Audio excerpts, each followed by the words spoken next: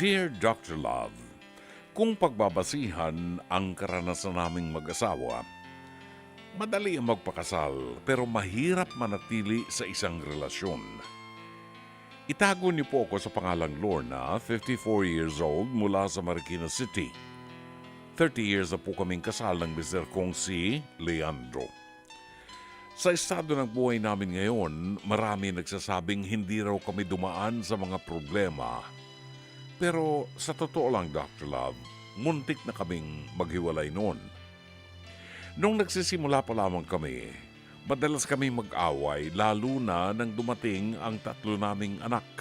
Madalas kami mag-away dahil sa pera lalo na't sapat lang ang kinikita namin. Nang makapag-ipon naman kami ng kaunti, nagtayo kami ng buy and sell business. Pero dahil niloko kami ng pinsan niya, kaya nalugi ang aming negosyo. Dumating din sa puntong nagkasakit ng dengue ang bunso at panganay namin kaya malaking pagsubok ulit para sa amin. Nagkaroon ng car accident naman ng mga biyenan ko kaya naubos ang savings naming mag-asawa para sa pampahospital nila. Para kaming back to square one ng mister ko. Dr. Love, naubos lahat ang naipundar namin tapos kailangan pa ng mga bata ang pangmatrikula nila. Gumuho ang mundo namin noon.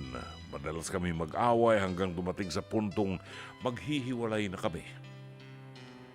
Pero sadyang may plano ang Diyos para sa amin.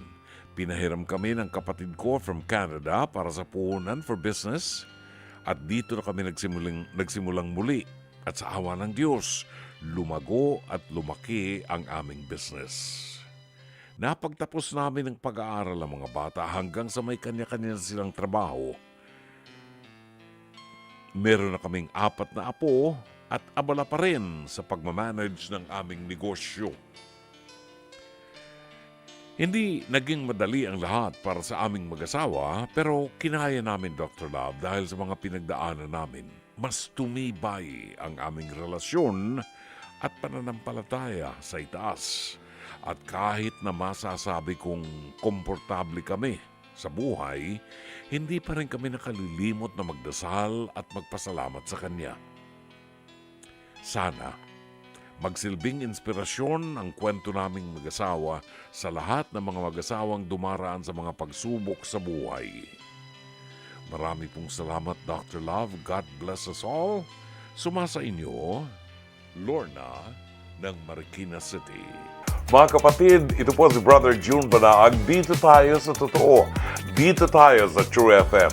Mag-subscribe at i-follow ang mga social media accounts at True Network PH sa FB, Instagram, X, YouTube, TikTok, and podcast.